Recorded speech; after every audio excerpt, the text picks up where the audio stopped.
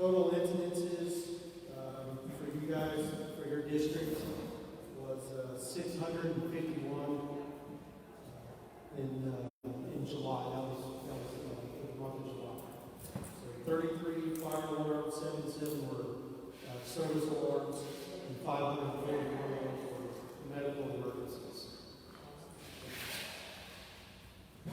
So I guess I'll take the time, I'll open it up if anybody has any questions for us on the fire department. I'll try to answer them the best I can. All right. Yes, sir.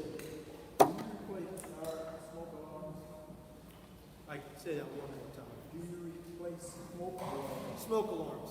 Yeah, we actually do. We can come out and if you call downtown to the downtown office, 455 North Main, they have a special crew that will come out and they'll take a look at it and make sure that you have the right amount for your house. And then if you don't have any, they'll replace those, and they can also, if it just needs a battery, they'll replace the batteries for you as well. Yeah. So especially if you know, if you have people in the community that don't have smoke detectors, you can get a hold of 455 downtown office, and they'll come out and provide those to get you guys on track. So. Thank you. Yes, sir. Any other questions for the fire department? All right. Well, enjoy your day. Thank you.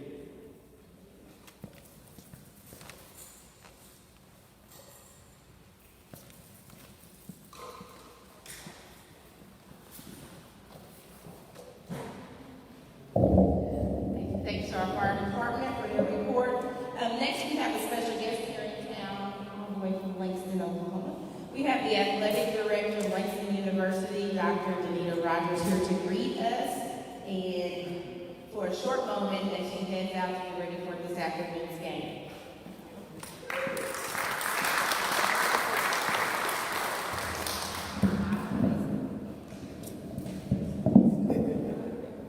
Good morning, everyone. Everybody's nice and awake. All right, I want you guys to put your right hand up in between you for just a minute. Right hand, do your little L like this. All right, your practice. This is Langston University. This is what we call L's up. So if you weren't going to the game, now you're going to be like a perfect fan there. All you got to do is know when to yell. When the blue and the orange team crosses the field goal line or the end zone, when the blue and the orange team crosses the end zone, then we're going to go L's up, hear the big roars. We just like to thank the Heartland, Wichita Black Chamber of Commerce, Wichita State University for just being perfect hosts. We had a wonderful time. Love the city of Wichita. We're excited. Our football team will be leaving Langston University probably in the next hour, and hopefully we'll arrive on campus maybe around 1 o'clock. And they're excited. We're opening up our 2019 season here at Wichita at Cessna Stadium. It's my understanding that collegiate football hasn't really been played there in 3 decades. So we're excited to be there. One of the other things that I think Camila said that she does have tickets. So if you were kind of on the fence on whether you wanted to go to the game or not, I really encourage you to do this. Not only are you going to see some great football, but our band was ranked number 13 in the nation. There was a 15 ranked poll of HBCU bands, and ours came in number 13. And that's with the Grambling PV, all of those other larger HBCUs. So this year our band has 140 freshmen, and we are about 200 strong, including our auxiliary. So they have a 10-minute halftime show that is definitely worth it. All right, so you guys, we just appreciate having the opportunity. Councilman, I just want to thank you for inviting me to this breakfast and giving me the floor for a little bit. And I just hope that I can reach some people out here that maybe you're on the fence on whether you want to go or not. It is definitely going to be worth the trip. And again, thank you again for breakfast this morning. And thank you guys for letting me have the floor for a minute. And everybody else up.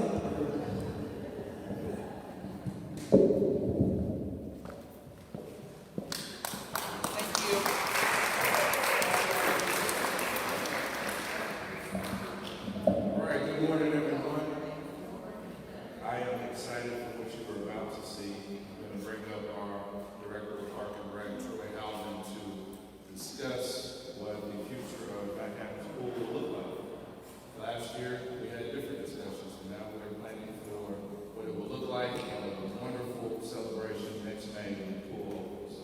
Troy, yours.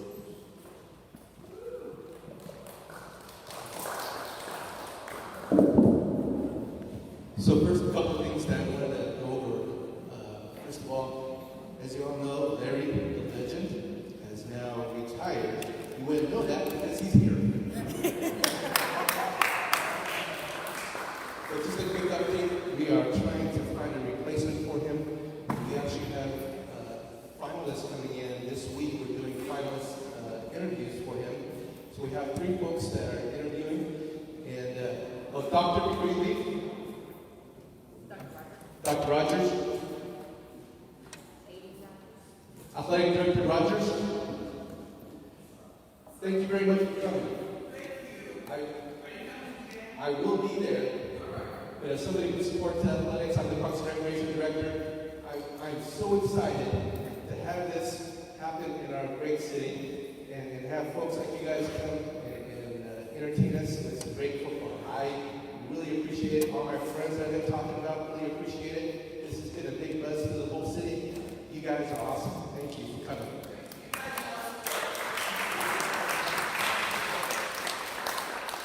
Sorry about that. Thank you.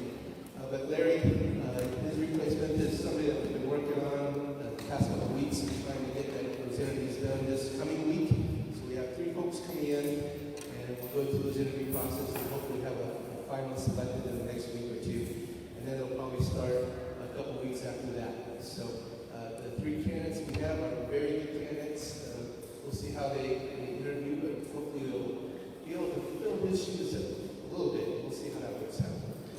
And then in a couple weeks, actually 2 weeks from tomorrow, is one of our biggest events. That's our Open Streets event downtown where we close Douglas. And we have all of our bicycles and folks coming down for walking and out there with their families. So hopefully you guys can come out, or at least encourage the kids to come out with their bicycles down there on Douglas. It's going to be a great, great day. So, especially with the weather like it is today. So, as Councilmember Johnson had mentioned, 2 years ago, 3 years ago, things we were talking about in regards to mechanics are a lot different than what's happening now. And that's because a lot of hard work, not just from the council and the staff, but from the community as well. I think you guys did a fantastic job of voicing your opinion of what you really, really want to see. So I appreciate that. That made my job a whole lot easier once we got some direction on what we can do here at the swimming pool. So a quick little timeline. I'm going to step back here so you guys can see. So this September, we're finalizing the plans. I'll show you some of what it looks like. We're going to go back to council in October and to the design council and kind of go over one last time about all the specifics and details of the pool. Then in October, we're going to start the bidding. The first priority, the first pool that we're going to work on, the first thing that we're going to take care of is McAdams. So we're going to come back and make sure that McAdams is ready for next summer. That is our top priority. So in November, hopefully we can start moving some dirt. And then by April or May, start testing out the equipment. And I think we'll have a few select people come in to test it out early. And we'll see what that is going to look like to make sure everything is running smooth. And we'll have some select folks that really help out with this project to come in a little bit early to help us out with that. So before we get to McAdams, this is Edgemoor, and since it's in this district, I wanted to make sure you guys saw this as well. So Edgemoor is a very, very large pool, and so we have a lot of space to work with there. And so we're actually putting this splash pad together. Let me see where the corner is.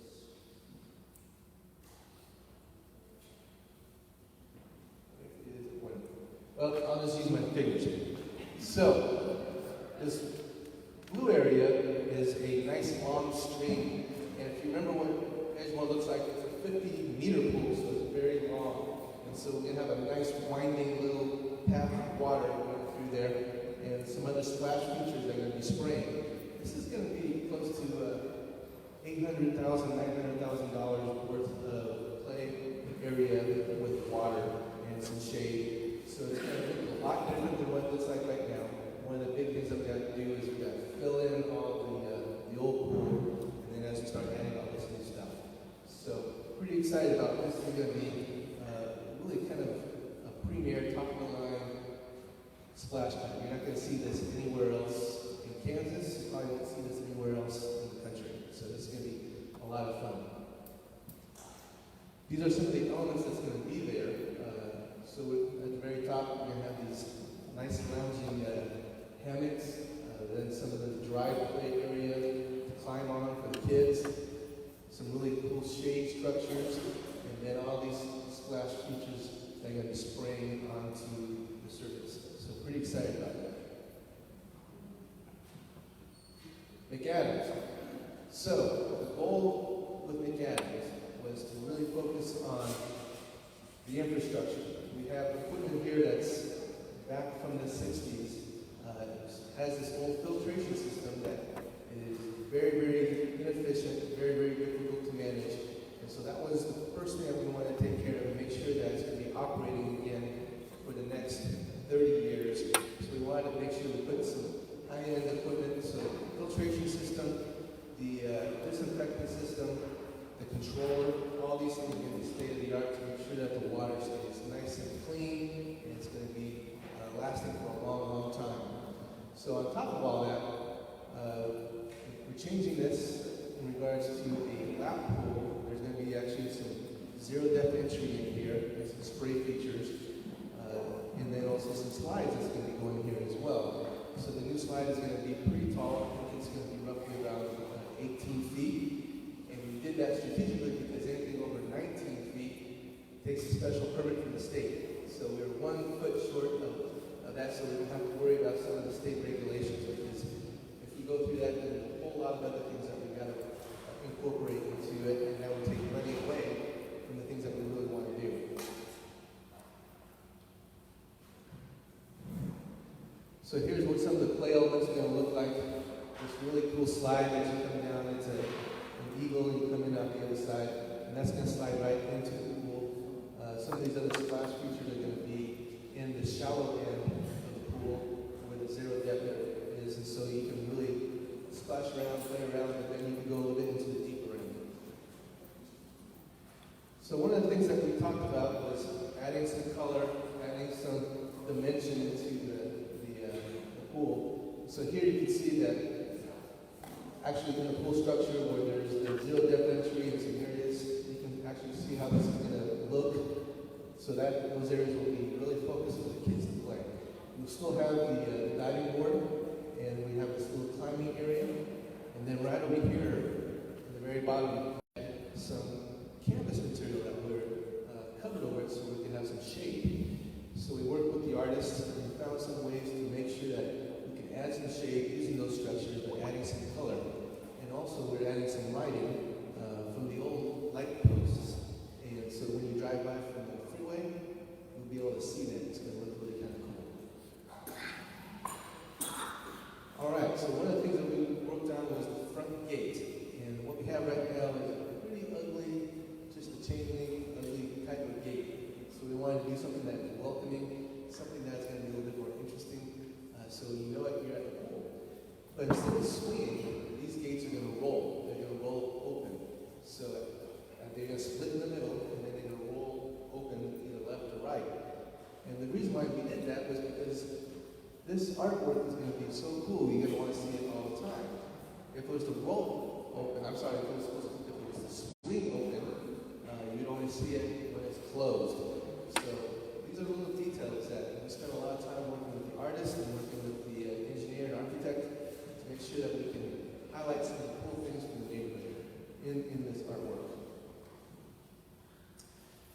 That is basically what I have for this district. And if you want to see something else, you have any questions or any more explanations, I can let me know. Councilman Johnson, I'm sure you've got a question or two.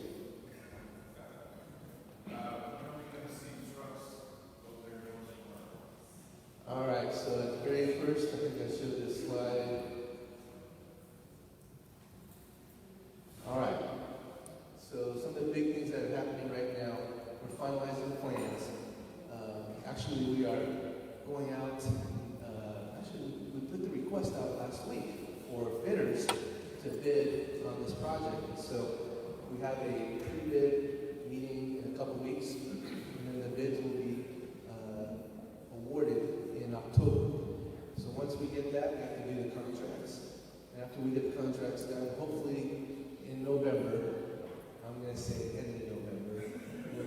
some dirt moving or some things happening. What have you done with the kiddie pool? Is that just going to be sitting area now? No, actually, that's still going to be active. I'm sorry, I didn't show that very well.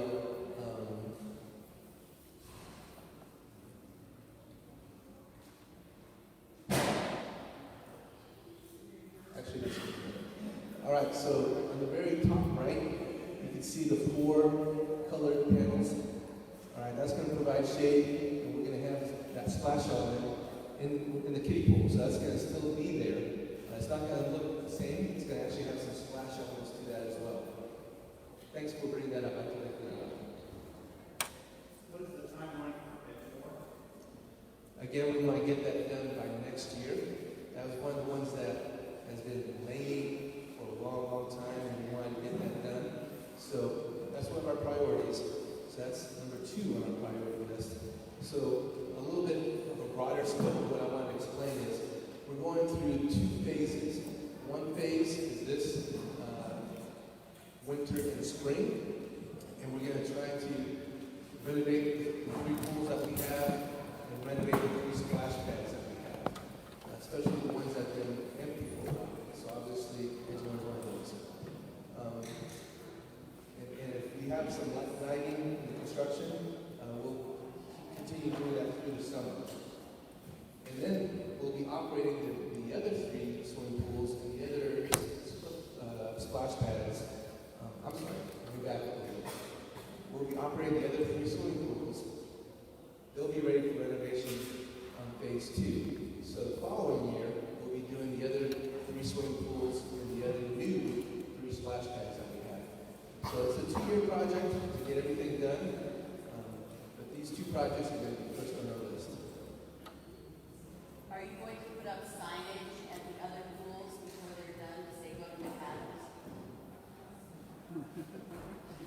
That's an interesting thought, but what I want to focus on more so is we want everybody to come use all of our pools. But we need to come up with a really good plan, a good program to making sure that McAdams is used well.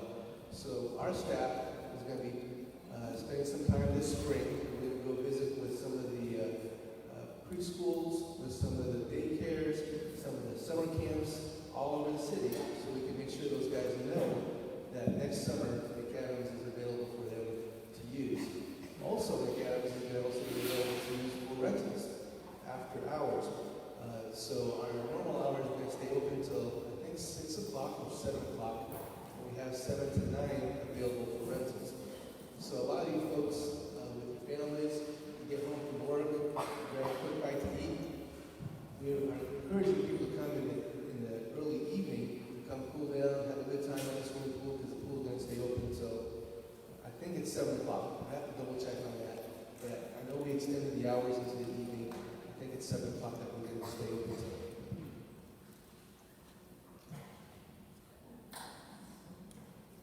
All right, I think.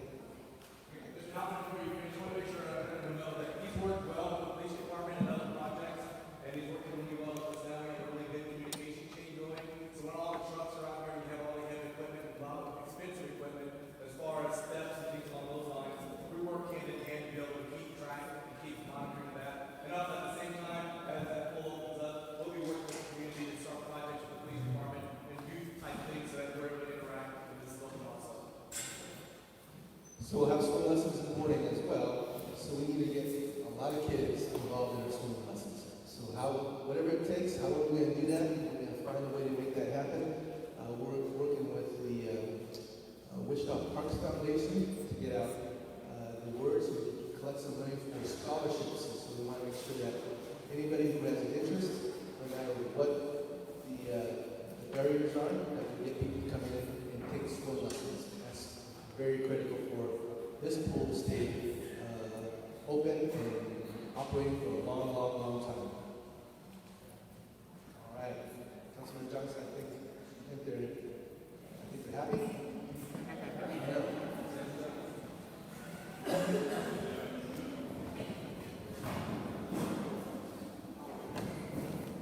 All righty.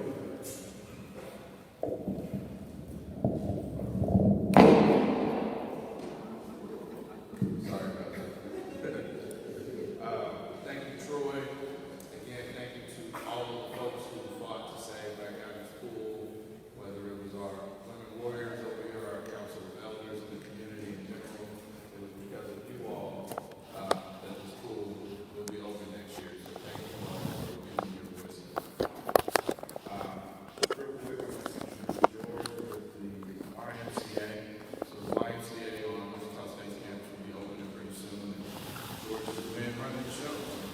Please welcome the board.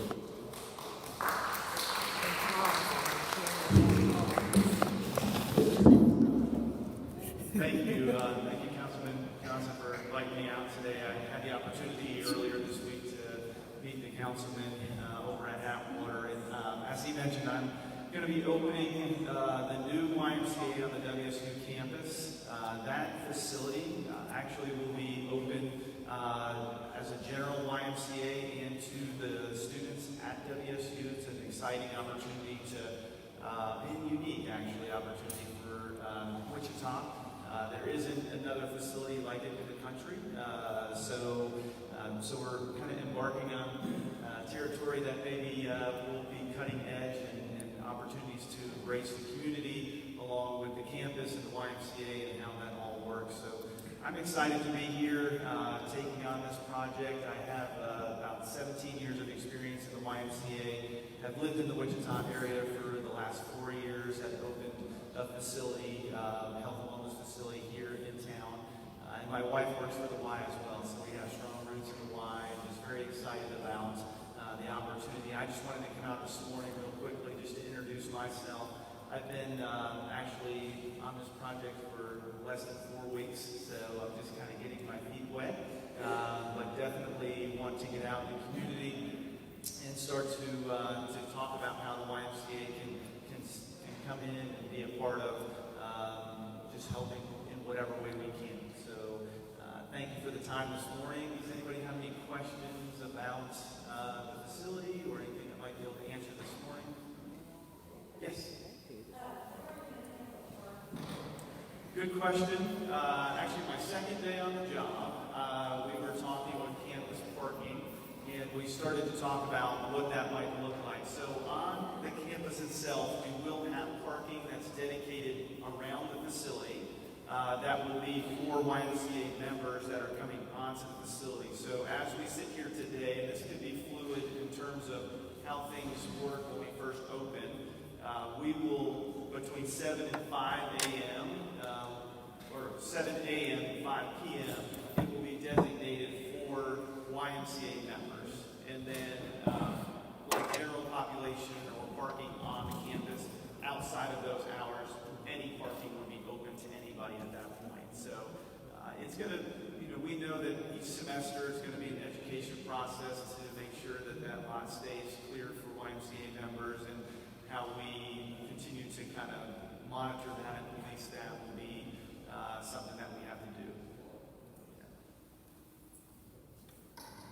But we will have, to your question, I don't know if I said, we'll have approximately 170 spots in and around that, right on that campus of the Y. So those will be the spots that will be open. Any other questions? Maybe as we get a little closer, I'd love to come out and maybe have some renderings and some things like that we can show, and kind of some pretty stuff like you just saw today. So Maybe we can meet out there. sure, yeah, that could be a possibility as well.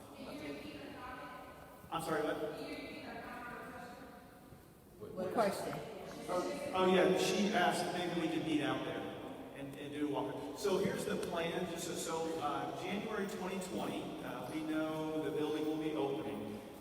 We would love to be able to be open in time to do more of some meetings or town halls or something in that facility prior to the ribbon cutting, with community folks coming in and seeing what we have. And so as we get a little bit closer to that, we even talked a little bit earlier this week about getting out and having some more information about that. But as we get a little bit closer, yes, we would love to have you guys come out, experience it, see it.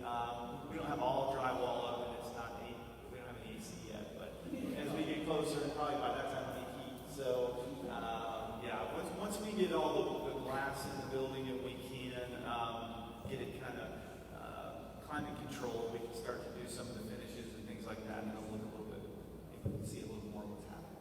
Yeah, love to have you guys out. Any other questions?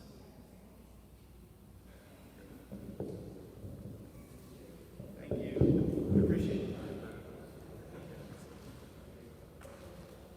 All right, I've got some updates, but before we get to that, I'm going to bring up Captain Moore to give you some updates from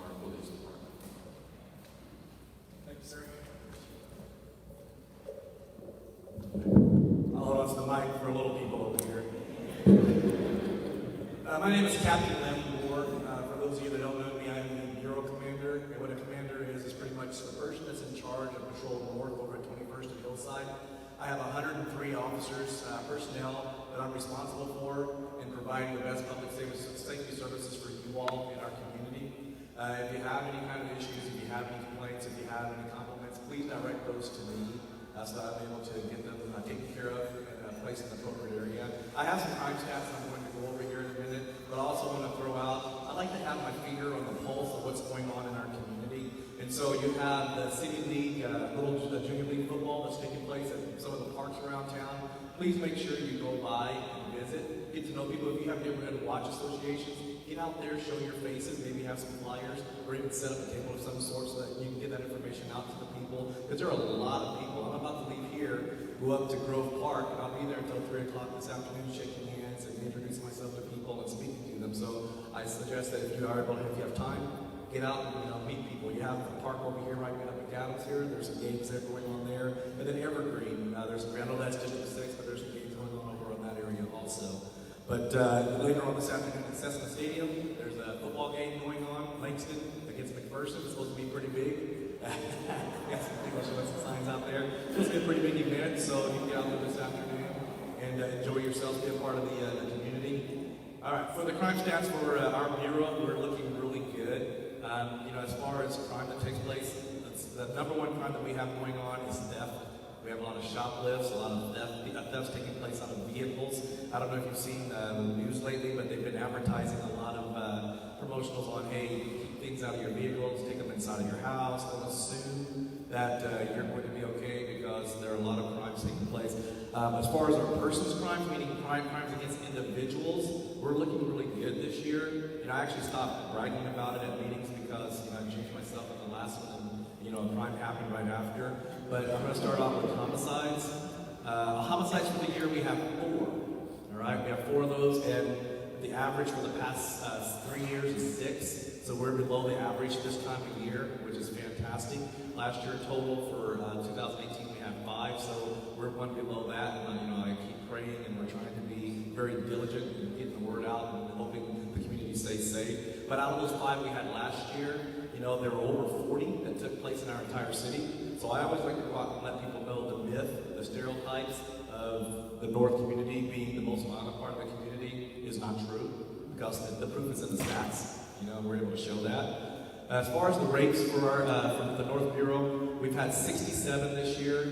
Last year, the last 3 years average is about 69, so we're still below that. Robberies, there's 70 up to date this year. The average is 102 for the past 3 years, so we're way below the robbery stats. Aggravated assaults, 408 this time of year right now, that's what we have. And there are 430 on average for the past 3 years, so we're still below that. So these are all crimes that happen against individuals that we're low on. But as far as the property crimes, we're not doing so great. As far as larcenies, we have today 2,055, and the average is about 1,933, so we're over that, about 70, 80 larcenies today, what the average normally is. And then auto thefts, we're also bad in that area. Right now currently we have 2,769 auto thefts. That's happened this year alone, 2,700 auto thefts. A lot of those, I would say about 40% of those are people leaving their keys in the car, and individuals just walking up and driving out, or you have those little key fobs, and you automatically assume, well, I have the fob with me, I'm going to go into Quick Trip, and you come back out and your car's gone. And people automatically think that because you have the key that they can't drive off with it. They can drive off with it, and it's not going to stop until they turn the engine off. As long as they keep it running, it's going to keep going. Now, once they turn the engine off, it's not good because they don't have the fob with them. And there are some people that store the extra fob in the glove box. So make sure you're careful of that. But those are the stats that we have.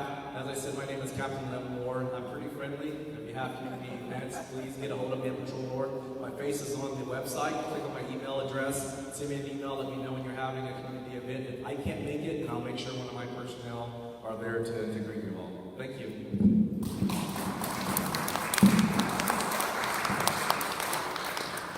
Thank you, Captain Moore. And as he said, he really is serious. If there are any issues, please let him know. He takes those serious and deals with those. So for my updates, I'll give you a few and then stand for questions and one thing, I sit on the Northwest Water Treatment Plant Steering Committee with Councilmember Brian Fry, and we are working to make sure we deliver the best product for the city, also to our colleagues so they can see what's going on. But we've had a couple of meetings so far about what that may look like, the cost, and what the contracting looks like with Wichita Water Partners. So we are in some really good discussions right now with that in the water treatment facility. And again, a little more background. This has been in the works for some years. I know that there was an article that made it seem like things are really bad. But there was some truth in that article. I mean, things at the current treatment plant aren't the best. But the city council has been working on this for a number of years, and now we are really close to submitting our application for some federal funding and, of course, getting some state funding to help out. So hopefully all of that goes well. We think it will. Right now it looks really good. But once we secure that, we can see construction beginning on a new treatment plant in the next couple of years. So we are working diligently on that. Outside of that, as Captain Moore said about vehicles, I want to always highlight, in the wake of what we continue to see in tragedies in this country with gun violence, legal, lawful gun owners leave their guns in their vehicles with their cars unlocked. There's more than 1,200 guns that have been stolen out of vehicles. So if we want to reduce gun violence, then our legal, lawful citizens who have guns need to keep those locked up in their houses in a gun safe that actually locks instead of leaving them in vehicles. And one of the most ridiculous stories I've heard from the chief was that someone left 4, I believe, rifles in the back of their truck without a bed over it outside of their house. And somebody walked by and saw it. Should people be stealing? No, they shouldn't, but they do. So if you have a gun, please keep those locked up. It is a serious issue, and I believe our police department shares a map on social media of where a lot of this is occurring. So again, if you own a gun, if you have friends that own guns, I'm not here to go either way on that, but please lock those up. We don't want to see those stolen, and we definitely don't want to see them stolen and used in a crime somewhere. So that is also going on. I will stop there because I know there might be some questions so far, and I normally don't get through my updates. So any questions thus far on what I've said or anything else? Wow. This was a good one. So you heard the presentation about the swimming pool. Things are looking really good on that. The additions of color, the canvas on the top has been awesome. I'm glad that's still up there so you can see it. There were some questions on social media about, was this final? Yes, it is. As you can see, construction will begin here in a couple months. So nothing to worry about here. This is going to happen. One of my other concerns is getting that pool filled in at Edgemoor because I continue to hear from neighbors about issues over there in regard to just having that pool open. One other thing I mentioned at the Uptown Neighborhood Association the other night is we are really working on myself, the Assistant City Manager, Dante Martin, as well as the City Manager, looking at what we can do with our inspectors. We have our tall grass and weeds issues. We have our dilapidated housing issues. And a lot of what I hear about the environmental court from everybody. Environmental court is not a friend to some of our folks in the neighborhood, but the judges are faced with this one issue, and it gets to a point of we find someone, we notify them, and we can throw them in jail, or we can continue to give them opportunities. And a lot of the judges don't really feel jail is worth it on tall grass and weeds, and I tend to agree on that. We have to do something more than just allowing that to be a nuisance in the community. So we are talking about that this fall. We're going to have a lot of discussion about what we possibly can do and cannot do. I have been one to send letters as a council member that legal told me I probably shouldn't be doing. So we're going to work out a way that we can officially do that, but I tend to send letters and suggest that we be better neighbors to our other neighbors and get grass cut or stop illegal dumping or do what we can to do so. Done that once and haven't had any issues. We'll probably be doing that again a few times. There's a few areas that I'm really concerned about. We've had some success in one area that made the news where we blocked off the street. We've seen no illegal dumping for the last 2 months in that area. So that's been good. Hopefully we can make that permanent to stop dumping over there. But in our neighborhood, can tell you anything that's at a safe distance, so always be safe. Record it. If you can get a vehicle or a tag number and show them an act of helping out this trash in our community, we will do something about it. And those are the types of folks I want to send letters to. And a lot of times, and I've learned this through walking around these areas, some of these are evictions, and we have slumlords that just evict someone and throw their stuff in the neighborhood, and that's not right. So what I want to do is make sure in those cases we hold that slumlord accountable for what they did. So we're working on that too. Yes, sir.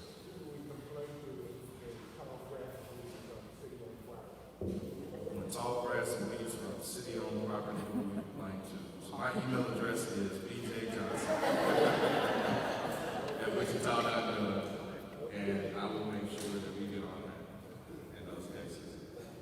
One other, and well, I'll send it to Camila too. Camila is awesome, so if you send it to her, she'll handle it, but you can also send it to me. One update I did forget to give you, so there's been a lot of talk again about Westar. So I am still talking with Westar Evergy about replacing poles. They did agree to green and Mossman, and we're organizing right now what a community meeting will look like, where that will be, and the community will be presented options for replacing poles. And again, I want to make sure we understand we would be taking down metal poles, but putting back wooden poles that were there before, just newer, so not 70-year-old poles. But the metal poles that are gigantic wouldn't be there in some of those options. So the community will have an opportunity to attend that meeting, figure out the options that they want, and then that is what Westar will do. But we are still having conversations about 11th Street and Hydraulic. And I'm hearing more neighbors from Hydraulic now who also want to see those poles replaced. So we are having those conversations. A letter will go out in the mail to everybody within that transmission route, letting them know when the meeting is. We don't have a date yet, but that is coming. The Wichita Community Foundation has announced the winners this year of that scholarship fund. So as you know, Evergy gave $1 million to the community for 3 different zip codes, 67214, 219, and 208. And programming was supposed to happen in those areas. They awarded 13 organizations, and that's how we put the link in the newsletter. You got that. If not, you can go to the Wichita Community Foundation website and see what those organizations were. Instead of $200,000 this year, they awarded $375,000 to those organizations to do some work in our community. So definitely check those out. I know many people will be watching to see if that happens. I did send a letter to everybody who was awarded some funds, encourage that. But that's happened. So that community meeting should be happening sometime next month. Hopefully before November, but later this month or sometime next month. But that is still going on. We are having those conversations. Also on that, we still are looking at supporting Representative Gail Fickett's legislation to make sure that utility companies can't do this going forward and that the KCC has oversight. Westar knows I support that. I'm pretty open about everything. So I support that. We're going to work with Representative Finney to see how we can help her get this legislation passed so that no other community will have to deal with that issue like this one did. So those are my main updates. Any questions? Anything come up? I had turned in 2 concerns in the area where I live at 2309 East Murdoch about the recovering the sidewalks so that students can walk to school. And also, there's a big hole on Murdoch. And, I think it's about the 2000 block. about the 2000 block. It's an open hole. And I'm just afraid with all the kids running up and down there, that some of them will fall in that hole. I figured it out. It's the water sewer and not the public works pothole crew. So I sent another email yesterday. Okay. I got it. Okay, and what about the trail going up? So I turned that into Gary. So they cut it, but they didn't blow off the sidewalk. No, yeah, but the sidewalk just disappeared. They cut the grass and they didn't blow. But I don't know if it was the owner who cut the grass or if it was the city. And so we'll follow up with that one too. Okay, because I'll write it down. my major concern was just that since the sidewalk disappeared, we got kids going close to the curb. Okay. The trying to grow up that way. So I appreciate you. Yes, sir. Awesome. Anything else this morning? Okay, we have a concern in our neighborhood, and I'm sure everybody has about the homes. We have a lot of vacant homes, and we have, where the landlords, people that own the property, they can't see it anymore. This is destroying our neighborhood. I do remember a few years back, there was a blue light thing, but I don't have to go through all of that. But we as a city, we need to do something. And what can we do to get a lot of these homes under vacant, and we got so many laws to protect them, but it's destroying our neighborhood with everything. So, has the city seriously looked at all the vacant homes that we have? There's two pieces to that. So the question was about all the vacant homes in neighborhoods and what can we do about it.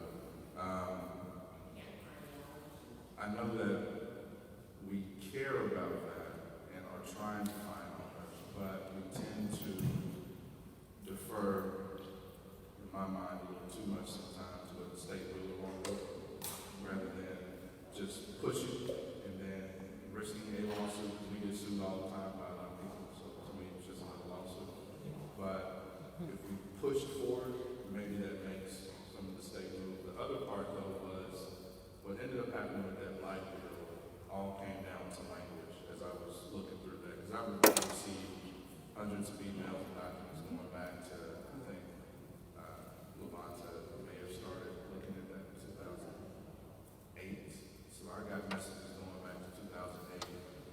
What ended up happening was it looked like it was a really good start, a possible really good deal, and then the property rights piece was pushed into that, and that fueled all opposition. Because although your property rights are being violated by this abandoned house that's bringing down your property value, there was more concern about the person who owned that house. Should government be taking their house and all of that? And throughout this year, I've been trying to figure out how do we reframe that and what's in the best interest of the neighborhood rather than that individual who doesn't care about their house. Because if you're not invested in it, you either are on fixed income and can't do anything and should be looking at options, or you just don't care about it because you're out of town or you have other things to do. And in either case, that affects our neighborhoods more than it should. So we've been looking at that. There was also this conflict in Topeka. There was a senator who actually had a bunch of these properties and didn't want this bill to go through.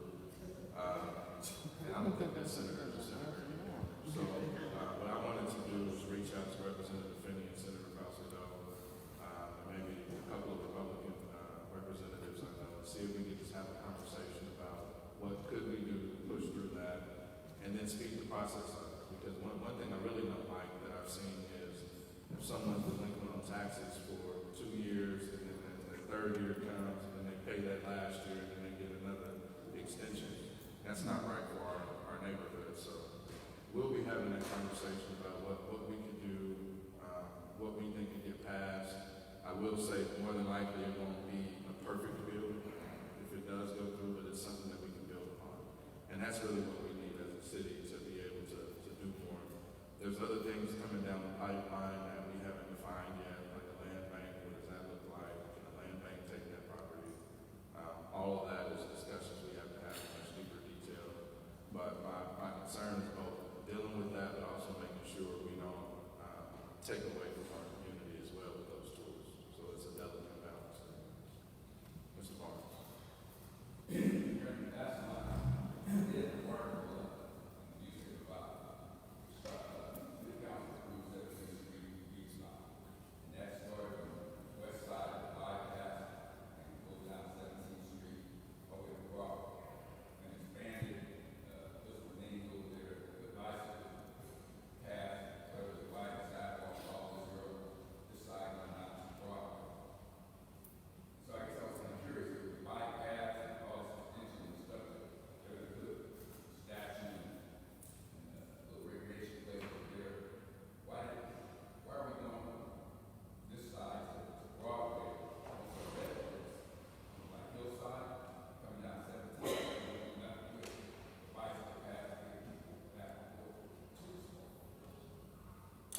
just where it was at in the CIP. I mean, all of those things are in the CIP. This is a project that 17th Street definitely needed. It came up this year, and a lot of the artistic elements because of all the great things going on in Manhattan, so 2135, and I think we're actually going down 203, but at least this one section of the North Park will have the extension of the bike lanes that comes off of the 135 bike walk path. Artistic elements designed by the kids at the Overture that will go in to support League 42. And 17th Street, as you can see, between 135 and Broadway is pretty beat up.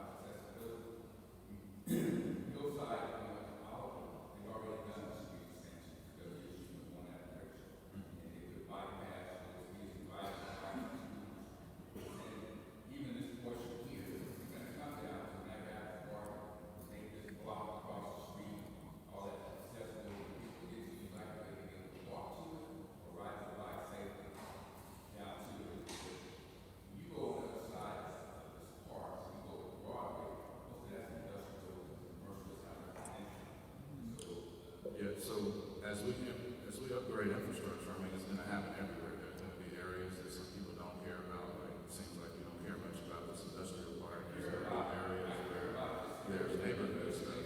But as we continue to upgrade our infrastructure, we'll hit pretty much every street. So some of the streets that have more residential, some of the streets that don't. When we get to the streets that have residential, we'll look at integrating those bike lanes and connecting everything in some forms of artwork. But at this point,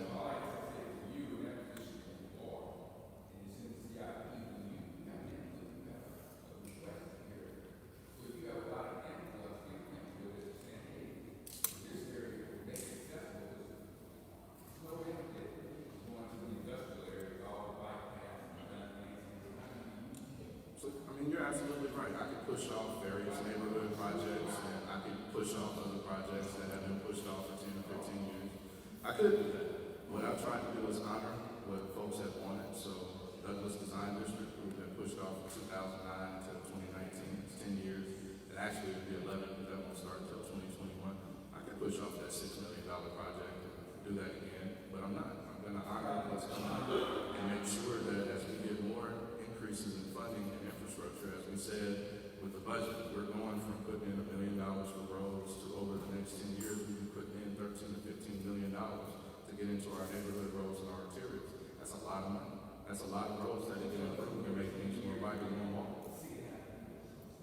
But I know that you're not going to agree with all of that, Mr. Barnes, but that's the way we're doing it, and we're getting those projects done. And again, it's another investment by my capital. Any other questions? All right, last update. Again, this area is an opportunity zone. We have opportunity zones, 4 of them here in District 1. There's more census tracts than 4, but they were grouped together. We are working on those. The big deal about an opportunity zone is it allows capital gains investments, so it's not government dollars, it's private dollars coming from folks who have money in the market to get a capital gain. It can be $5 or $5 million, whatever that might be, but there are opportunity zone funds being created around the country. And one thing we're doing here in Wichita, and we're actually semi-leading the country on what we're doing with opportunity zones, is bringing in our federal, state partners, our county partners, and even redoing some things with the city to look at how we can make more investments in the opportunity zones and give more incentive to invest in those neighborhoods. A lot of areas, a lot of cities around the country use opportunity zones in the wrong way and try to focus on a small piece of a neighborhood to get a business district or downtown done. Wichita actually has quite a few neighborhood areas and opportunity zones, not just in District 1, but District 6, 4, and 3 as well. And we're looking at ways to get projects in line to get funded, and those projects will be more single-family housing because that's key. We're not looking at multi-million-dollar big facilities, but how can we get our neighborhoods invested in those ways, and then align federal and state incentives into those areas too, whether it's tax breaks or actual investment dollars. That's stuff that we're working out right now to make sure that we get that help in our opportunity zones. So this one, of course, if you didn't see that meeting, It is on YouTube if you have that. You can just look up Wichita Opportunity Zones. It was a 2-hour meeting with all of our partners. Really good meeting, actually. I learned quite a bit as well. But this is an opportunity zone, and it goes from basically a little north of here all the way down to Central, so the McAdams Dunbar area. Takes in a lot of Murdoch neighborhood, some parts of A. Price Woodard, as well as Innovation Campus and Fairmount neighborhoods. And of course, every part of District 1 downtown between Douglas and Kellogg down to the river. So all of that is opportunity zones that we are looking at trying to get projects funded. If you have projects or ideas, let me know. We can talk about how to get that into that pipeline. And what that pipeline is, as people are interested in funding things in Wichita, they will have one contact person down with the partnership, or maybe reach out to me, and then I will try to help make that connection with whatever that project is. And again, a lot of this is shaped by neighborhoods. We don't want to gentrify our neighborhoods and push our community out. We want to work with our neighborhoods, and a lot of that is single-family housing, some small business development, but nothing like creating another downtown which will ultimately push people out. So we are working on that. Just an observation. I just hope that this opportunity zone benefits, and specifically since I'm in 67214, more of an impact on this area as opposed to Wichita State University, because they don't really need it, but we need it. And I just want to make sure that I would like to feel secure that the opportunity means that we're going to get businesses and really be looked at as opposed to the university. Yep, so I am committed to that. I will make sure that we continue to look at our neighborhoods. The other piece is the council agrees to vote or support a Fuse Fellow. A Fuse Fellow is someone who has either retired or been in the field for 30, 40 years, an expert that knows how to deal with economic development. They've been briefed on opportunity zones and care about neighborhoods. So we actually made an offer, found out yesterday the young lady accepted. So she'll be here probably about 3 weeks. And I will bring her out to a breakfast so you all can meet her. She'll also be at Urban League, talking to all of our Chogos, Mennonite, Habitat, Power CDC, Hope King, yep. I forget, there's 2 of them. There's Hope King and then Hope with Dr. Harding. So she'll be out talking to everyone about that. And the focus, and when we talk those neighborhoods, it wasn't downtown development. Our only focus is how do we build up our neighborhoods? Should be engaging with our neighborhoods, see what their wants and needs are. And as we identify some of those wants and needs, some of the needs we know, single-family housing, of course. Some of these older apartment buildings probably could go if we built new ones that were still affordable. But everything is affordable there, but also figuring out if there's small business development, where the neighborhood may want that, how they would like to see that. Then we can start looking at local folks who want to start a business and say, hey, this neighborhood wants to do it here. Let's get you packaged into this opportunity zone, and if there's some funding that comes available, maybe we can strike that partnership and build your business here.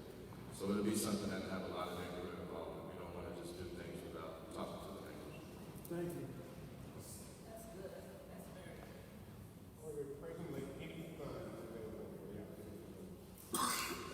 So that is a tricky question. The question was, are there any funds available for opportunity zones? So the first answer is there's $2 trillion that is not being used in this country. So there's $2 trillion available. Opportunity zone funds, though, I know personally of 5 that I was looking at, our partnership has more than 100 that they have found. And those opportunity zone funds typically have anywhere from $20 million to $100 million. And it just depends on what they're looking at. So there are funds specifically for single-family housing. There are funds that only want to do multifamily or huge projects like downtown. It's just finding the right fund and connecting them.